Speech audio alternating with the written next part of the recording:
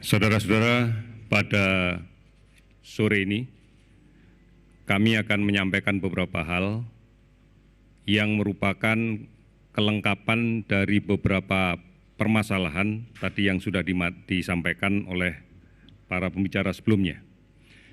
Yang pertama adalah bahwa kita saat ini masih tetap mewaspadai adanya penularan yang terjadi di lingkungan masyarakat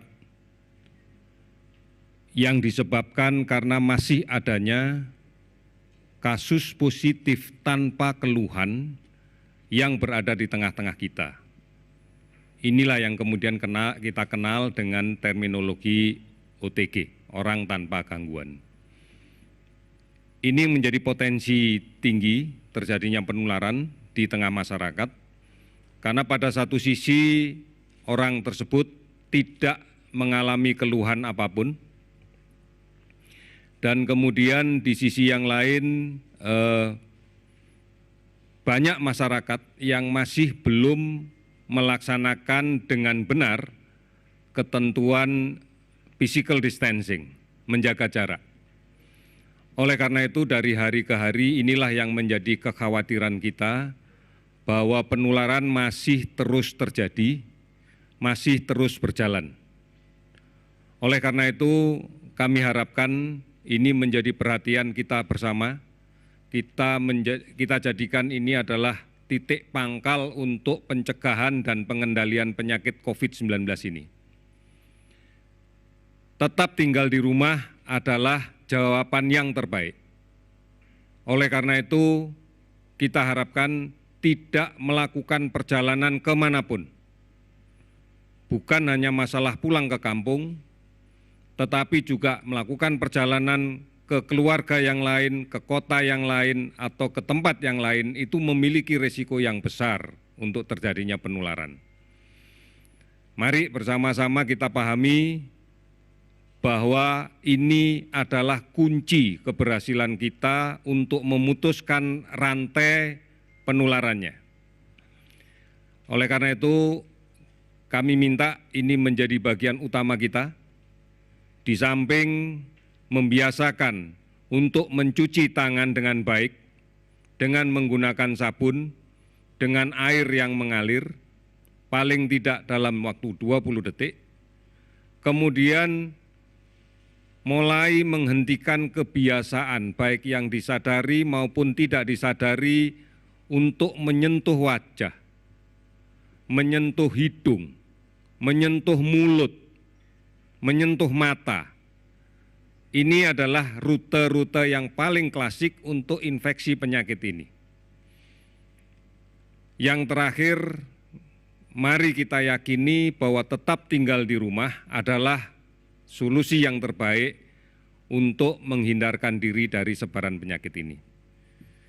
Saudara-saudara, berikutnya kami sampaikan bahwa pada hari ini tadi telah kita lakukan pendorongan logistik berupa APD dan masker dari Jakarta menuju ke Batam, Tanjung Pinang, Medan, Banda Aceh, kemudian Balikpapan, Tarakan, Gorontalo, Manado, dan ke Palu, kemudian Pontianak, Palangkaraya, dan Banjarmasin, dengan jumlah kisaran antara 5.000 sampai dengan 7.000 lembar APD, dan masker dengan kisaran antara 20.000 sampai dengan 150.000.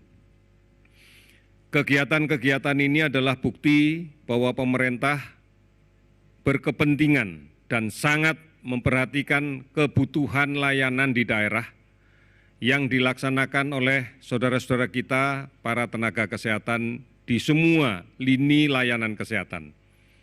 Bukan hanya di rumah sakit umum pemerintah, tetapi juga di rumah sakit swasta, di klinik, di praktek, di puskesmas, yang semuanya memiliki risiko yang sama untuk terpapar penyakit ini.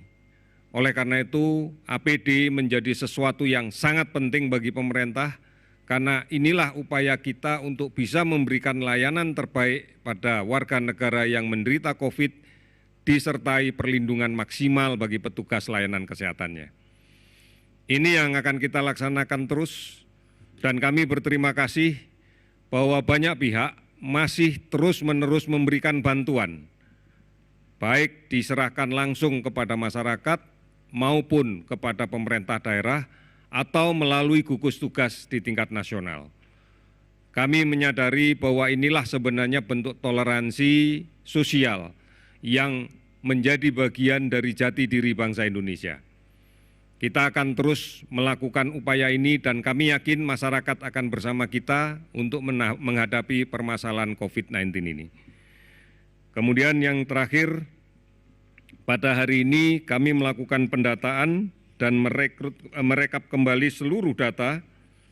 Kita masih cukup berprihatin pada hari ini masih terjadi penambahan kasus untuk konfirmasi positif sebanyak 106 kasus, sehingga total menjadi 2.092 kasus konfirmasi positif dengan menggunakan pemeriksaan molekuler. Kemudian kita bersyukur bahwa ada 16 saudara kita yang sudah sembuh dengan pemeriksaan negatif dan 2 kali berturut-turut sehingga bisa dipulangkan, sehingga total menjadi 150 orang. Kita bersyukur bahwa mereka yang sudah sembuh ini kondisinya bagus dan tidak perlu dikhawatirkan lagi untuk menularkan penyakit.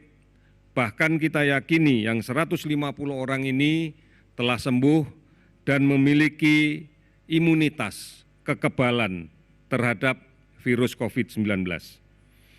Kita masih berprihatin ada 10 yang meninggal, sehingga totalnya adalah menjadi 191 meninggal. Kami sudah melaksanakan pemeriksaan molekuler dengan PCR pada lebih dari 7.896 orang dan kemudian kasus yang kita dapatkan ini tersebar di 120 kabupaten kota.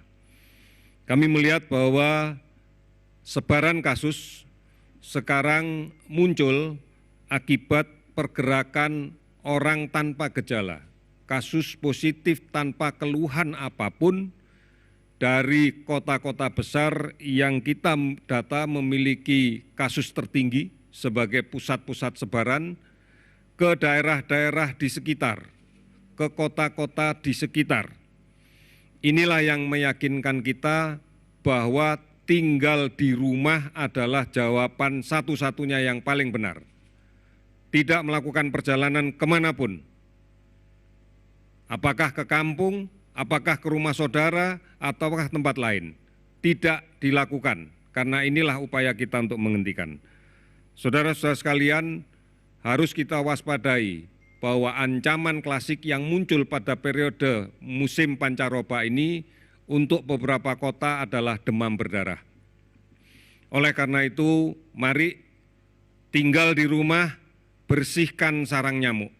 Ini adalah jawaban yang paling tepat, bukan hanya untuk mengendalikan COVID, tetapi juga untuk mengantisipasi sebaran penyakit demam berdarah yang secara frekuentif akan muncul pada periode-periode ini.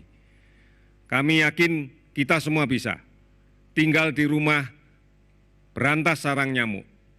Pasti kita mampu melakukan itu. Dengan bersatu, dengan semangat saling melindungi, lindungi yang sakit, lindungi yang sehat, lindungi keluarga kita, lindungi lingkungan kita, maka kita menjadi bagian yang kokoh dari lindungi bangsa kita. Kita bisa. Sekali lagi, kita bisa. Terima kasih, selamat sore.